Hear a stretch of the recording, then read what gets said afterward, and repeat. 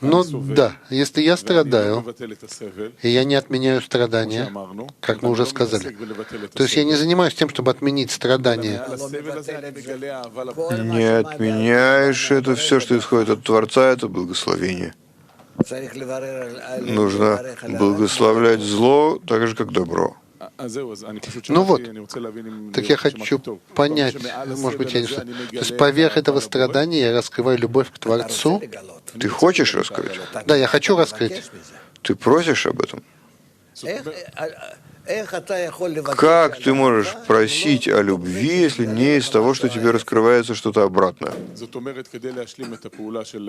То есть, чтобы восполнить действие, когда нет никого, кроме него. Я в страдании, я не хочу отменить страдания, и поверх вот этого... Ты хочешь чего-то другого? Я прошу быть в любви и слиянии с Творцом. Ты хочешь раскрыть его единственность. Что значит раскрыть его единственность? Это он всем управляет. Потому что у тебя есть сейчас проблема. Тебя поймали. Вор. Стыд. Без денег, без работы. Все меня бросают. Разбитый совершенно весь мир. Все. Разбился. Может умереть? Человек не знает, что делать. Так? Прекрасно.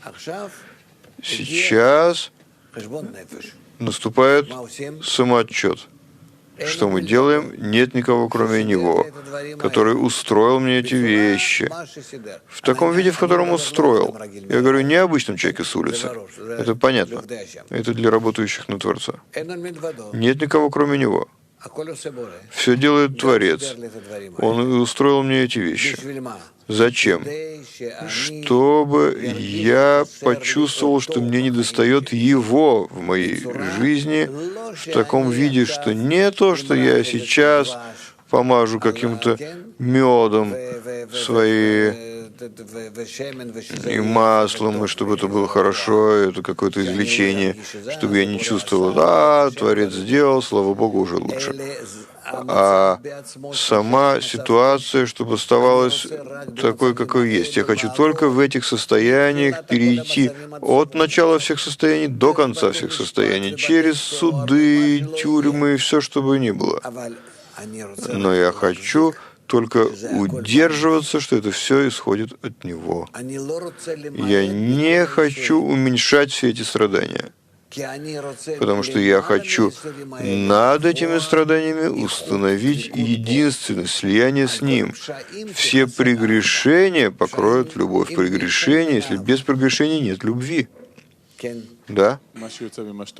Так получается из того, что вы говорите.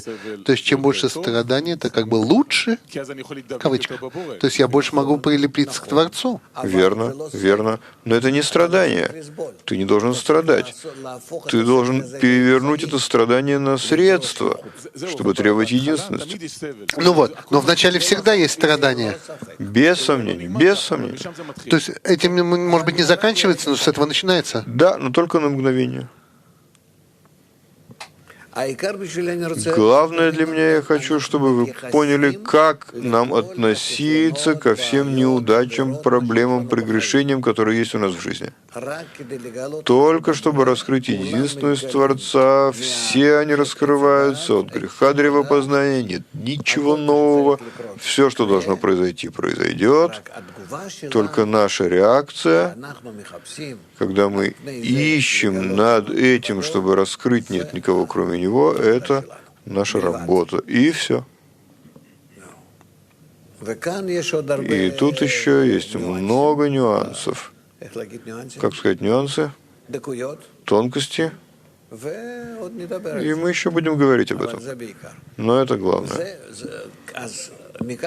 И отсюда мы видим, в чем настоящий грех, о котором мы должны действительно сожалеть.